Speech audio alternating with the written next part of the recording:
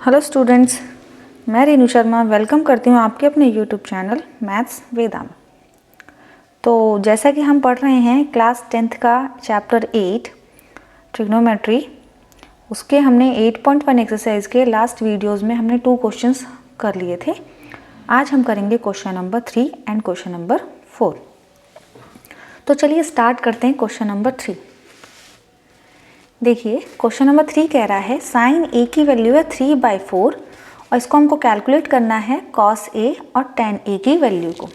ठीक है, तो जैसा कि हम जानते हैं ट्रायंगल बनाएंगे। ट्रायंगल पे एंगल ए बनाया और हमने यहाँ पे पहले लिख दिया perpendicular base perpendicular hypotenuse hypotenuse base. इसके अकॉर्डिंग ये जो होता है P/H ये हमारा क्या होगा साइन ए। साइन थीटा लगाते हैं कोई भी हो तो B/H होगा कॉस एंड P/B होगा टेन। ये मैं पिछली वीडियो में भी आपको ठीक से मेंशन कर चुकी हूँ। तो हमारे पास वैल्यू है साइन ए की।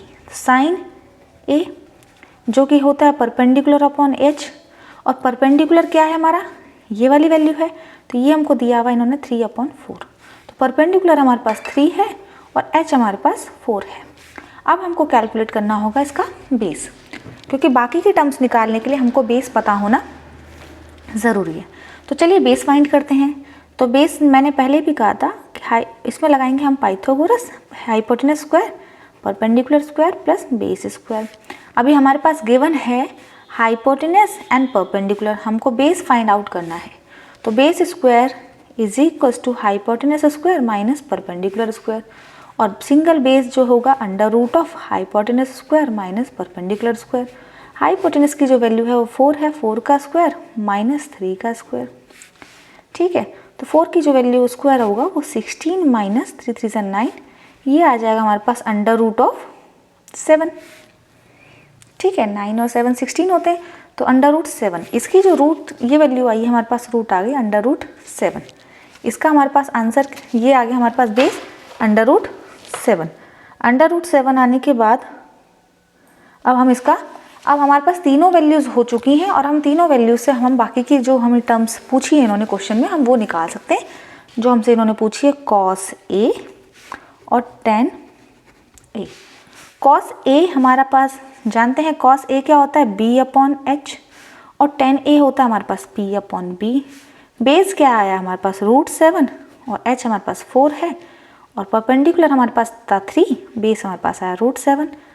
√7 को हम डिनोमिनेटर में नहीं छोड़ते, तो आप चाहें तो डिनोमिनेटर इसका रैशनलाइज कर देंगे। इसको करने के बाद ये आंसर हो जाएगा √3√7/7। ये आंसर इसके हो जाएंगे। तो ये था क्वेश्चन नंबर 3, जिसको आप देख लेंगे। इसमें हमें वैल्यू गिवन थी, हमसे सिर्फ कॉस ए और टेन ए की वैल्यू पूछी है। हमने ट्रायंगल में पुट करके देखी। साइन ए से हमने पता लगाया कि ये किस किस के नंबर्स हैं, परपेंडिकुलर है। With the help of Pythagoras हमने ये बेस पता कर लिया कि बेस की जो वैल्यू है वो √7 आई। √7 को पुट कर करके फिर हमने ये सारी वैल्यूज इनकी निकाली। ये था क्वेश्चन नंबर 3। कोई भी डाउट हो तो आप मुझे कमेंट बॉक्स में ज़रूर लिखें। अभी हम करेंगे क्वेश्चन नंबर 4। इसी तरह से क्वेश्चन नंबर 4 भी है हमारा। देखिए कॉट 15 कॉट ए की वैल्यू इक्वल्स टू 8, तो find sine A and sec A. Again we draw the एक ट्रायंगल। हमने फिर से एक ट्रायंगल ड्रॉ कर लिया, ये 90 डिग्री पे राइट एंगल पे। हमें पता है 15 cot A is equals to 8, और हम कॉट ए को यहीं पर छोड़ें तो ये हो जाएगा 8/15। ठीक है, अब हमको पता है perpendicular base perpendicular hypotenuse hypotenuse base, इन वैल्यूज़ के थ्रू हमको पता है। तो जब हम रिवर्स में चलते हैं बेस अपॉन परपेंडिकुलर व्हाट, तो कॉट ए क्या होगा बेस अपॉन परपेंडिकुलर, और बेस इन्होंने हमको क्या दिया हुआ है 8 और परपेंडिकुलर दिया हुआ है 15। तो हमारे पास यहाँ पर इस ट्रायंगल में बेस है 8 और परपेंडिकुलर है 15, तो हमको इसमें हाइपोटेनस फाइंड करनी है। तो हाइपोटेनस फाइंड करने के लिए हम पाइथागोरस यूज़ करेंगे। पाइथागोरस कैसे होंगे, h² is equals to perpendicular square plus base square, और हमारे पास परपेंडिकुलर और बेस गिवन है, हाइपोटेनस ही हमको निकालनी है। तो परपेंडिकुलर क्या है हमारे पास 15 का स्क्वायर प्लस 8 का स्क्वायर। ठीक है, 15 होता है कितना 225, और 8 का होता है 64।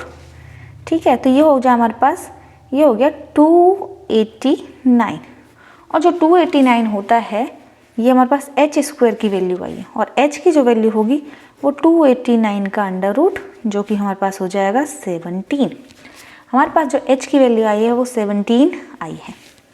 17 हमारे पास एच की वैल्यू आ गई है, तो हम यहाँ पे लिख देंगे 17 हमारी आ गई। सिमिलरली अब हम इनसे इन्होंने बोला है साइन ए